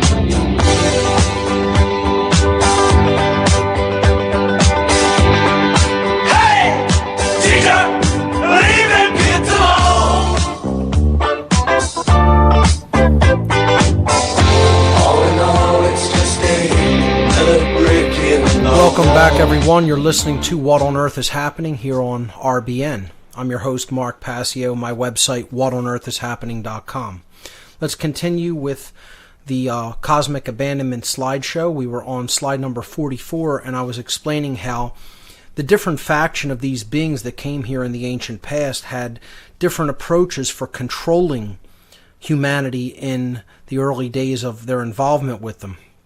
The Enlil faction, led by Enlil himself, who hated the whole plan of hybridizing another species to create a worker race, and looked at that as slavery and didn't want his brother to go ahead with it, but was overruled by the Home World Council. Wanted to rule these beings with an iron fist as their god, as their literal creator, so that he could get the mission done as quickly and effectively as possible and get out of there and go home and receive the accolades for a job done well and successfully accomplished, and then take up the throne on his home world, because he was the prince who was going to inherit the Anunnaki throne when his father Anu had finished his reign. So Enki, his brother, his half-brother, on the other hand, looked at the human beings as his own creation, like a father might look at his children. His method of control was indirect, okay? And again, I still call it a method of control. There are people who say, oh no, he just wanted the humans to be free. I don't look at it like that personally, okay? And a lot of people will say, oh, well, you're just down on all of them, and you think all these extraterrestrials are bad people or bad beings. That's not necessarily the case. What I'm saying is that these beings were there to serve their own interests and to perform a mission, and ultimately, when it comes down to it, they were going to do whatever was required for them to do to control humanity to get that done. So here you're seeing a couple of different depictions of how these beings operated with their slave species. On the left, it's a depiction of how Enlil may have interacted with the humans, like a god seated on his throne and ruling with an iron fist and commanding them. You see some of them coming out of the mines. Again, these entrances to these mines that were deep underground. I mean, again, it's all there in depictions. It's all there in ancient accounts. And you just look at how littered with mines ancient Africa was, and it's unbelievable. What would these ancient people have needed with mining and smelting gold? There would have been no purpose for it, even before the humanity allegedly invented any monetary systems, which we didn't do. Again, as we'll see, they gave us monetary systems. There would be no reason to mine for gold. It's an unimaginably painstaking process. And ancient peoples that weren't a technological civilization would have had no need for that. So we look at Enki's method, okay?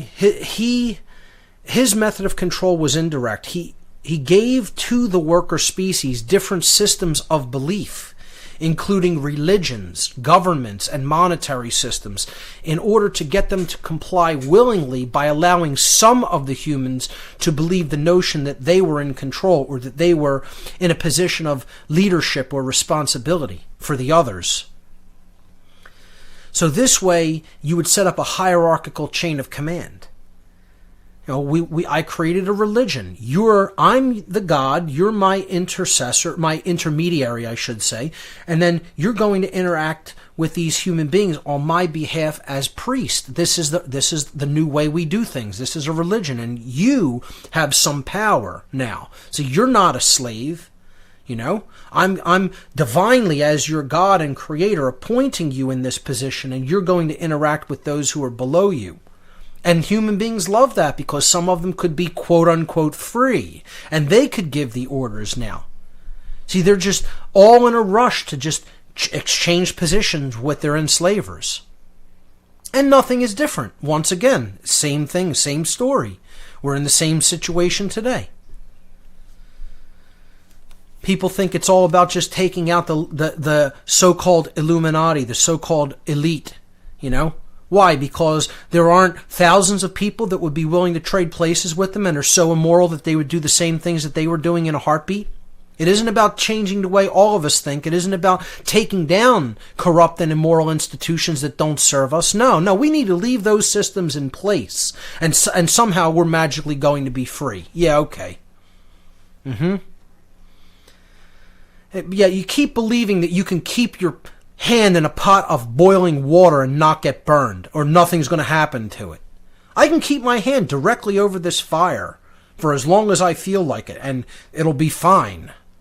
You know, that's the same thing. It's just as ridiculous as saying something like that. So, Enki, people want to prop this being or this faction of beings up as somehow the enlighteners of humanity, like illuminators, and, you know, and it is true. He started what you might call mystery school traditions. He started attempting to teach humanity in their ways and give them different, you know, traditions and give them different, some technologies. You know, you see him here giving humanity something that seems to be some sort of a energy device or technology. You know, he positioned himself as the benevolent ruler. And this is just all this is a situation of good cop, bad cop. You know, so one side looks like he's the good guy, and one side looks like, oh, that's the bad alternative. You don't want him, so you might as well get on board with what this guy is doing. You know, that's all it was. It's again, Enki putting these systems of control, covert control, into place in the form of religion, government, and money. The same things we're battling against today. These institutions that allowed these ancient beings that came from elsewhere to control this planet effectively and run it like an efficient farm without having to exercise total covert control over their slaves who did not want to be enslaved. And doing it this way ensured, if you're controlling the mind, that's epigenetically controlling the underlying DNA that you don't want cropping back up. They were afraid of this innate human DNA that had capabilities, probably that had capabilities that would have even outstripped theirs if allowed to its own devices. And they don't want that occurring. So they have to put all these mind control systems into place. And these are the beings who invented the monetary system. And let me just make that absolutely abundantly clear. Human beings did not use money before these Anunnaki factions gave them this system of belief called money so that they could interoperate with each other for goods and services as slaves on the land. Okay? They were these Anunnaki beings are the ones who actually invented the original monetary systems that humanity put into use. And people never even talk about the real origins of money. You know, they want to talk about, oh, it's just some invention that was come up with during the Crusades, you know, and the Templars became the first international bankers. You know, or goldsmiths, you know, that put gold on deposit because that's what people were using as money. Well, yeah, they were using gold as money. People never ask, well, where did that practice come from? Okay, you could talk about the origins of paper money and banks and fractional reserve lending until you're blue in the face. Where did the use of gold for money originally stem from?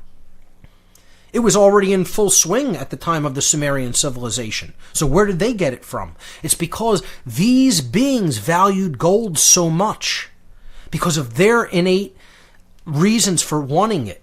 The reasons for wanting it and their perceived, their intrinsic value, what they ascribe to gold as intrinsic value for reasons we don't even really fully understand and can only speculate about. So the Anunnaki beings, they valued gold intrinsically. And then they passed that value down to the human beings that they allowed to use a certain amount of that gold that was smelted and refined and pressed as coinage for their purposes as a system of interaction. And then that creates a social strata. You know, this is what they were trying to do. They were trying to create social strata and hierarchy among these beings so that they would be easier to control. And some of them would see themselves as, I'm a leader of these other people.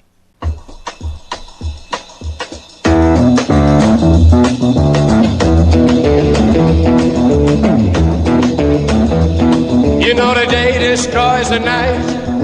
Night divides the day. Try to run, try to hide. Break on through to the other side. Break on through to the other side. Break on through to the other side, yeah. Welcome back, everyone. You're listening to What on Earth is Happening here on Republic Broadcasting. I'm your host, Mark Passio. My website, whatonearthishappening.com. This is the last segment for this evening's broadcast. We're going through the Cosmic Abandonment presentation. We were on slide number 45, where a new abomination in this story is about to unfold. Eventually, over time, the beings that came here, these Anunnaki as the Sumerians called them, meaning those who came to the earth from the wider cosmos, from the heavens, began to take human females as sexual partners. Okay, so some of them actually directly interbred with human females. And offspring were born that were yet another hybrid species with more of these visitors, these Anunnakis' DNA in them. So some researchers referred to this new species that was a second hybrid species that was literally created from actual sexual reproduction between Anunnaki males and human females as demigods, because they weren't full Anunnaki beings. They were not full quote-unquote gods, nor were they fully human. They were another cross-species hybridization created, by interbreeding between the Anunnaki and their slave species. So this interbreeding is described in the book of Genesis in the Bible, chapter 6. Quote, "And it came to pass when men began to multiply on the face of the earth, and daughters were born unto them, that the sons of God saw the daughters of men were beautiful. So they took wives of any of them which they chose. And the Lord said," again, this is now one of the commanding factions, or the commanders and Enki. More likely than not, it is Enki speaking in this regard. "My spirit shall not always strive with man, for he is also mortal." Again, this is another reference that we're not talking about an immortal being or an actual god. He is also mortal, meaning I'm mortal and so is man, even though my lifespan is much, much, much longer than mankind's lifespan. Going back to the quote, he says, "My spirit shall not always strive with man, for he is also mortal, yet his days shall be no more than 120 years. Again, this is that limiting of the human lifespan that was encoded into the human hybrid genetics, because they didn't want them to have their extended lifespan by giving them the gene that controlled that lifespan. Continuing with the quote, "There were giants in the earth in those days, and also afterward, when the sons of God came unto the daughters of men and bared children with them. The same," in other words, their offspring, "became the mighty men of old, the men of renown." And they are referring here to what is called the Nephilim. In English, it's Nephlim. That's transliterated from the Hebrew, which I believe is Nun, Peh, Yod, Lamed, Yod, Mem. Okay, Nephilim in Hebrew. And that word Nephilim comes from the Hebrew word Nephal. Nephal, or Nun, Peh, Lamed, literally means to fall or to descend. Okay? So this is where some people get this notion that these were beings who were fallen angels. They had fallen from another dimension. They had fallen from grace, etc. But it literally means to descend, to come down from. Okay? And these were beings that they had come down from the original genetic purity of the Anunnaki, and through this interbreeding process had become a hybrid and not a purebred, but had become a cross between Anunnaki and human, and hence they were fallen from, or seen as fallen from their original genetic purity by probably both the gods and the humans, and therefore they were called demigods or giants, because they weren't as large as the Anunnaki, and nor were they as small as the humans. So, the whole point here is it doesn't necessarily have to mean that these were supernatural entities or fallen angels. I understand people's interpretation of it as such, especially when they come from a purely biblical perspective, lacking the insight of some of these older texts. And hey, if that's somebody's take of their nature, fine, whatever. I mean, I'm not here to debate the whole nature of what these beings are. The bottom line is there are enslavers and controllers. You want to be free? You have to stop following along with their agendas. Period. You have to understand natural law and live a moral life and stop cooperating with them and be prepared to physically defend yourself if necessary to defend your freedom and your rights. That's what it all ultimately comes down to, regardless of who's controlling us or what their nature is. I don't care if their nature is another human being. I don't care if it's a flesh and blood being from elsewhere. I don't care if it's interdimensional or if it's demonic. It doesn't make a difference what their nature is. Their methodologies are the same, and us waking up to that methodology works the same way, and stopping going along with their agenda works the same way. So, people can have their beliefs about what their nature is, and if that fits in with one religion or another, I personally could care less. All right? I'm trying to tell the general overarching story of what happened here so that we can understand our origins and what we're going to have to do to overcome this condition. All right? That's the most important part of it. So, that's my take on the Nephilim, and I think that these beings were left here. I do think that they did not leave with the original Anunnaki.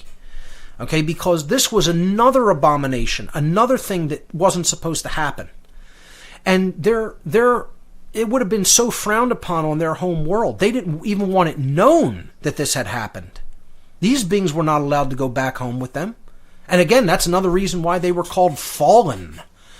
Because they couldn't go back up, they couldn't ascend off-world and go back with the original Anunnaki when the vast majority of them took off. And again, I don't want to say all of them left, because there's a very strong possibility that there were some of them that remained to oversee what was happening on this planet. And that was much later on, because there was other events that took place after this, which we're going to get to. So let's just, for now, move on to slide number 46, and we can get into some of those other details later. While interbreeding with the new slave species was forbidden by the mission plan, the Anunnaki used this interbreeding and the byproduct of these Nephilim or demigod beings to their advantage by placing these demigod offspring into positions of royalty and authority on earth. So they had set up some of these governmental structures and religion-like structures, but now they can put these people in there as their middlemen, because now they really didn't look like human beings. This would allow this system of covert control to work even more effectively, because these beings looked more like the gods. They could take a step back, not have to control these beings directly. They're setting up these systems of mind control and obedience and worship to these beings, these demigod beings, as gods, okay? And saying they're the divinely appointed intermediaries between the humans and the other gods, okay? And these beings essentially were just worshipped as gods, as the kings of the earth, the kings of their religion. And their rule was unquestioned and unchallenged, and that allowed them to put these beings to work, to put all the humans to work as efficiently as possible for the Anunnaki farmers that were controlling the whole operation. We're going to pick up from there next week, folks. A whole lot more occulted material to come on the story of ancient human origins. That's all the time we have for this week. Remember, there's only 2 mistakes you could ever make on the path to truth: not starting and not going all the way. Thanks for listening. We'll see you right here next week.